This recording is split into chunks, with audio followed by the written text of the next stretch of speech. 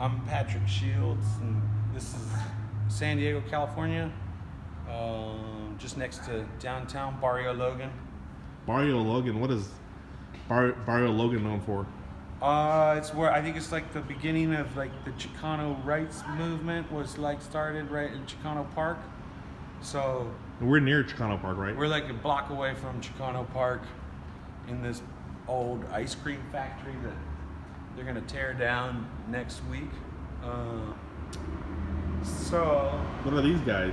So this is the current work that I'm working on. These kind of crystal gems that are basically, it's like a pattern that I've been repeating out of different materials and different textures and different colors. A lot of it's like found stuff like carbon fiber, Kevlar fibers, lots of different screen materials and construction materials. And you went to UCSD, right? Yep. Art school there? I did the MFA thing there. So a lot of these are found materials? Yeah, like if you go kind of like there's sort of new dumpster diving, like in the high-tech aerospace industry, you can actually find all this, high-tech waste. Wow.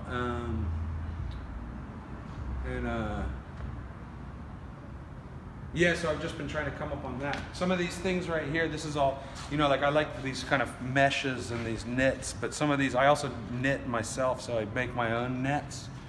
And then I wrap the nets around things, like you can kind of see them stretched out and hanging, right? So I'll pull the knit piece and then cast the resin onto it, and then I'll pull them off the rig like that, and then they become these weird kind of biomorphic forms that are made out of pretty, they're kind of like, they're sort of desperate networks that are like trying to hold themselves up.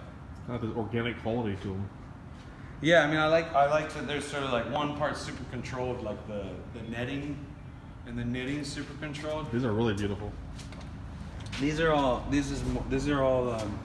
high density foam that they use in the milling industry, like if they're going to cut shapes out, and they come color coded. So I'll get the colors of different foam as different densities, and so I'll cut them up and glue them together. Even these are sometimes they'll hang on the wall, and then sometimes they become kind of more crystal objects. And this big one right here.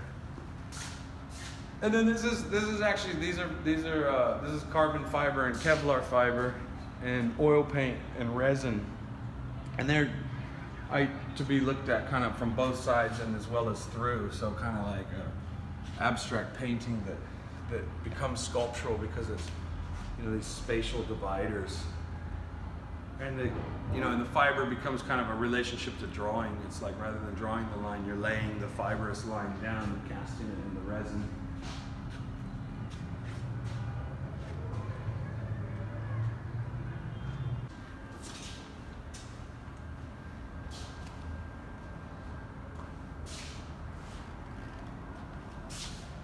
So here's another one?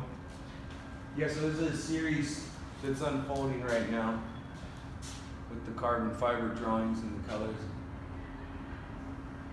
Where's the carbon fiber? So all the black lines, they're actually fiber lines that are kind of governing the structure.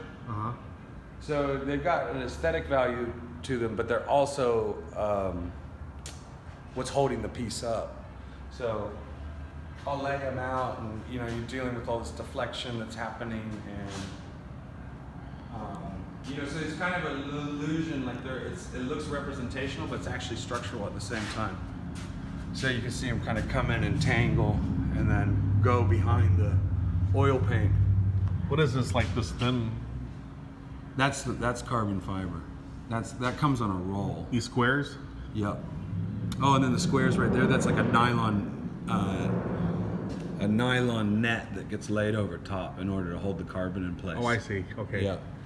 And then so you can see over here on this side, then it's like, it's sort of interesting because it's like, this is weaving, so it's super primitive, but these aerospace industries kind of make it really high tech. And then up here you see there's like the carbon fiber weave that it's like unweaving. So I like dealing with this sort of these binaries of ons and off, you know, like woven and unwoven. You work with foam too?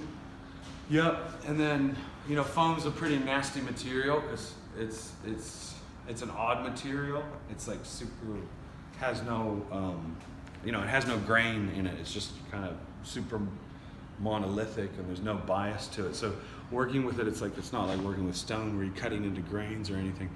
So with these materials, it's like I'm trying to make my own grain with it. So we'll throw gasoline on it and set them on fire, or put, you know, different acids at it, or affect it with the blowtorch, and then come back with the oils and pigments and resins in order to work up against where the next burn's going to go. So some of these effects get kind of natural, but they're sort of a pretty corrupted nature,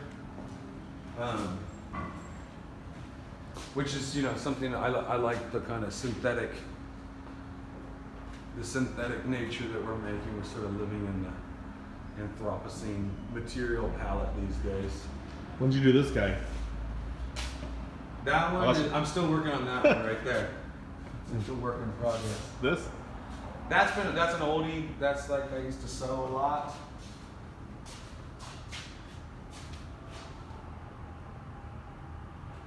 Yeah, so this foam series is still it's still rolling. I'm still working on trying to make more of these ones. This one?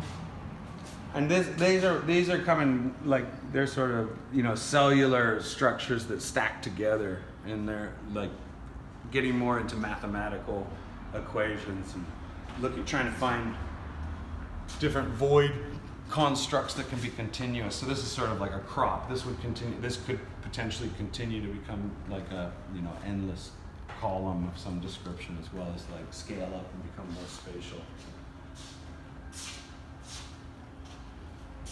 You got the surfboard? Yeah, so that's a Kelly Slater. This one. I'm still tricking this one out. I don't think it's gonna surf, but it's gonna, you know, maybe get thrown in the ocean when it's done.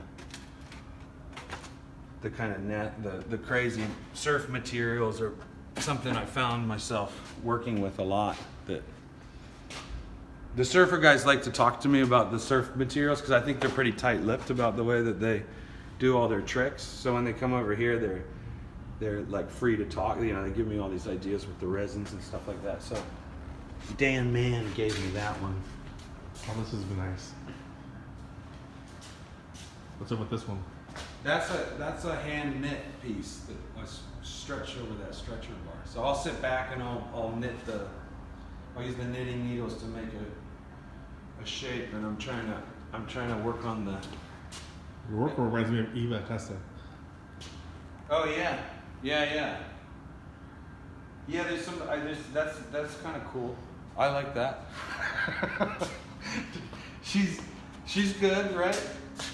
You know, I like Lee Bontecu. I love that kind of work. I love Alberto Burri, like amazing. And you know, and I also these sort of spider structures have this relationship to drawing that's really interesting. But then, you know, how do you make a three-dimensional drawing even if it's still a flat surface? And so the strings and fiber are just this other drawing mechanism, drawing technique that I'm always trying to figure out how to make it work. All right, cool, thanks.